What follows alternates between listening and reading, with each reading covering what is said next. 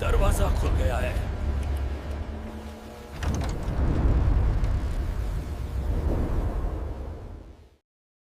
अगर आपको real horror, dark mystery, haunted places, terrifying stories और पैरानॉर्मल एक्टिविटीज पसंद है तो ये कहानी आपको अंदर तक हिला देगी।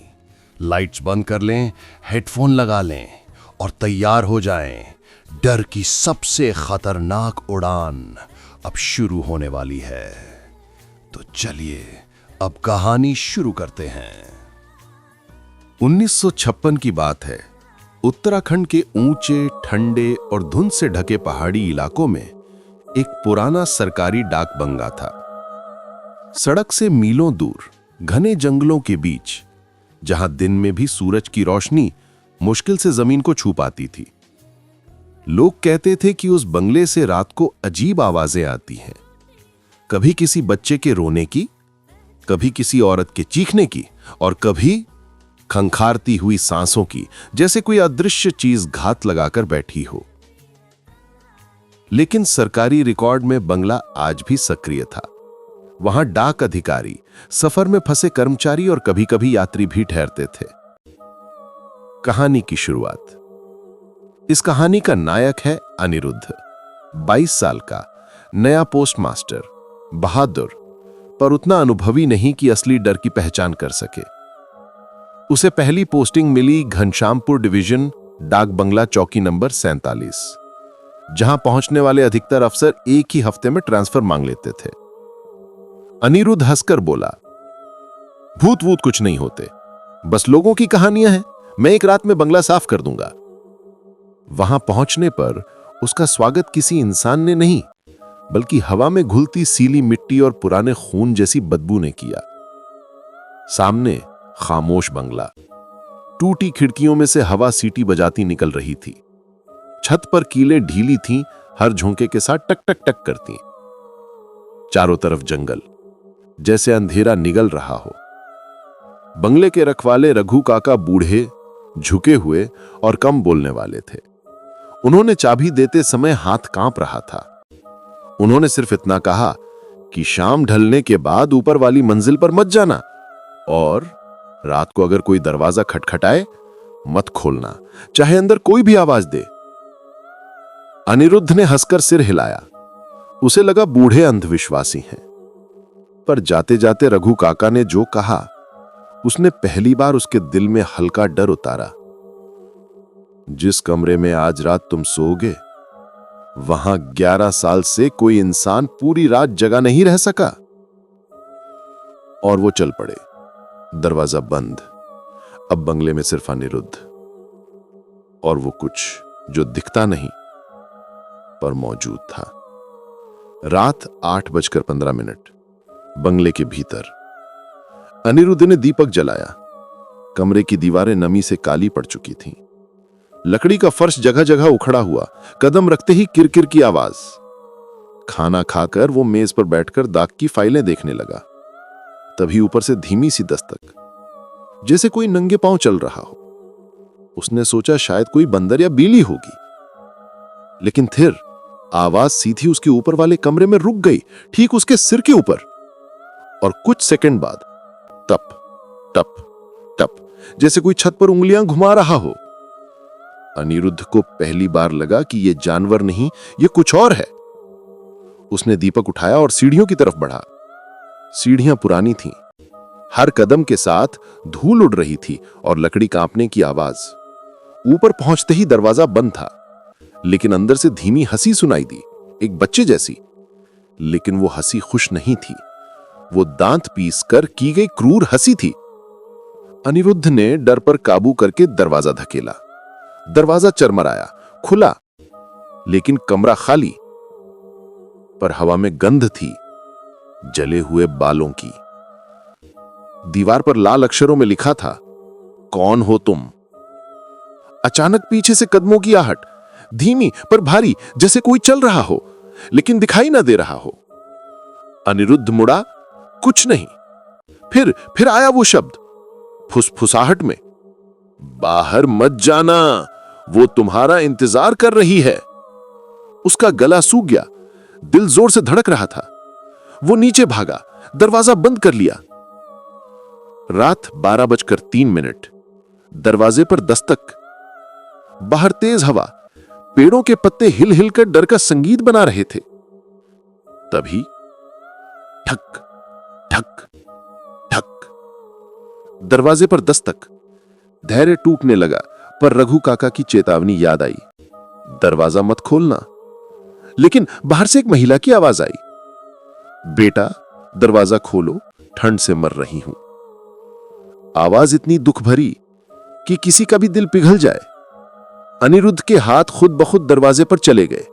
कुंडी छूने ही वाला था कि अचानक अंदर पीछे किसी ने बर्फ सी ठंडी सांस उसके कान पर छोड़ी और धीमी आवाज आई, खोलोगे तो कभी सुबह नहीं देखोगे।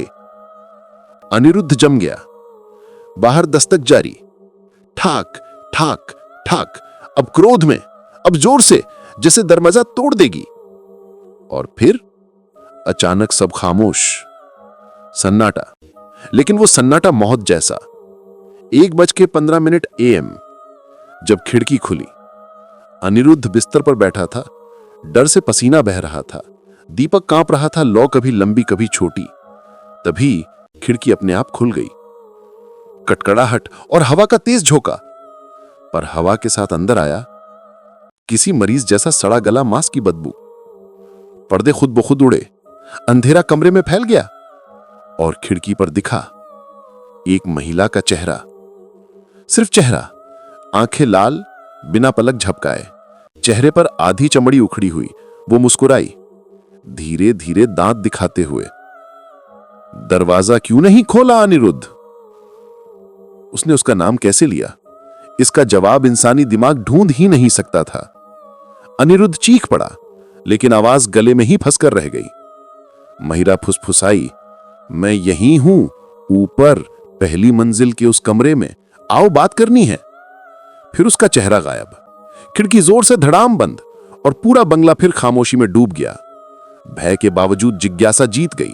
वो दीपक लेकर ऊपर जाने लगा। हर सीढ़ी पर कदम रखते ही ऐसा लगता जैसे अंधेरे में कोई पास से गुजर रहा हो।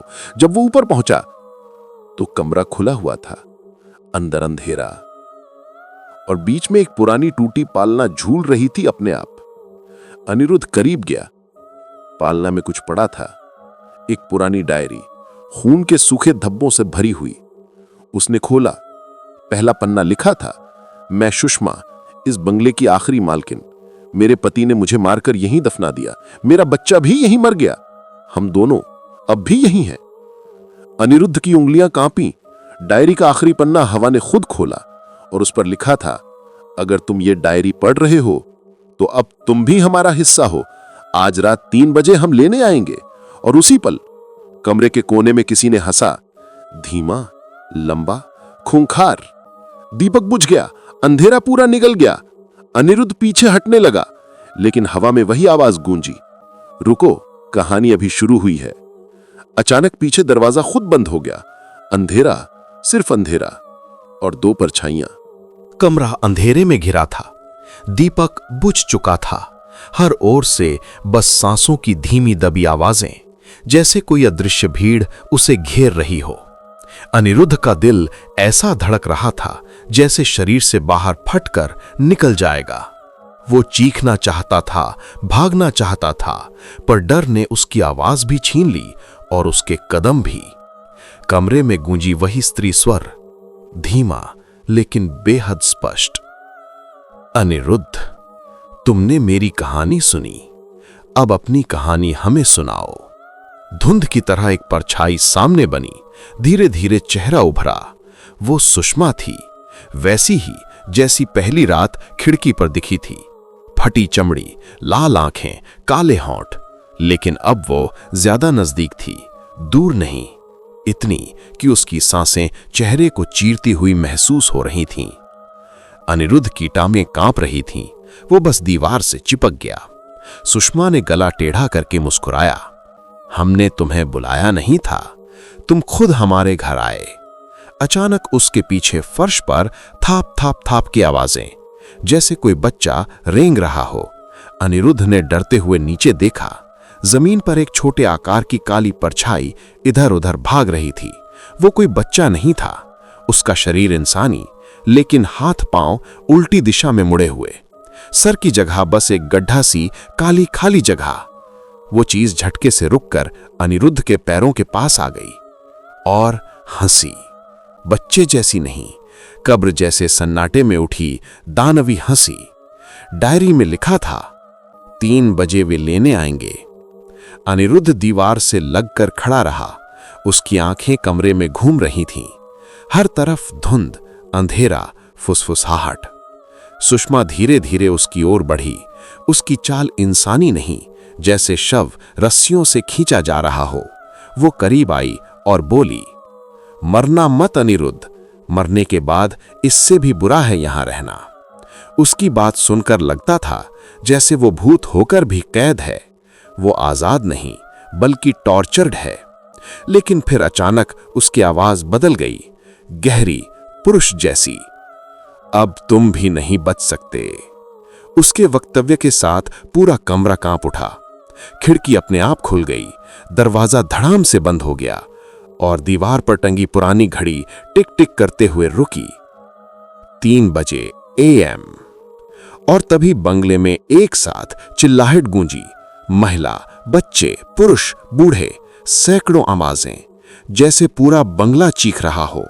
अनिरुद्ध भागा सीढ़ियों की तरफ, लेकिन सीढ़ियां अब लकड़ी की नहीं थीं, काली, चिपचिपी, जैसे मांस।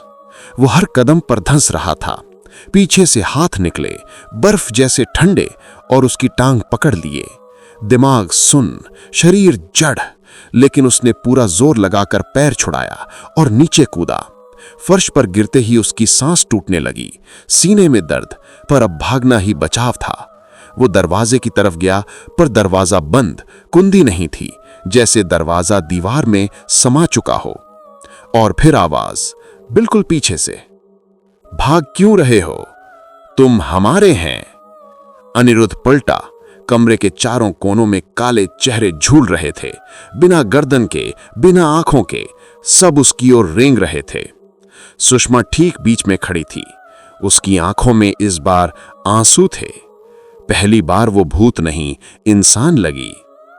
मेरे पति ने धोखे से मुझे इस कमरे में तड़पाकर मारा, मुझे दफनाया नहीं, यहीं सीढ़ियों के नीचे छुपा दिया।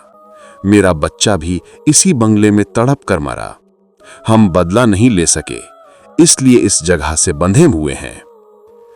अनिरुद्ध हौले से बोला, मैं कैसे मदद करूं? सुषमा की आंखों में रोशनी चमकी। मेरी लाश ढूंढो। अगर हमें दफना दिया जाए, शायद हम मुक्त हो जाएं। लेकिन तुरंत पीछे से वही काला बच्चा जैसे चीख कर बोला, मुक्त नहीं, भूखे हो जाएंगे। कमरा फिर कांप उठा। फर्श फटने लगी और नीचे से काला धुआं, सड़ी हड्डियां, खोपड़ियां। अनिरुद्ध समझ गया, वो बस भूत नहीं, ये जगह खुद शापित कुएं की तरह प्यासा है।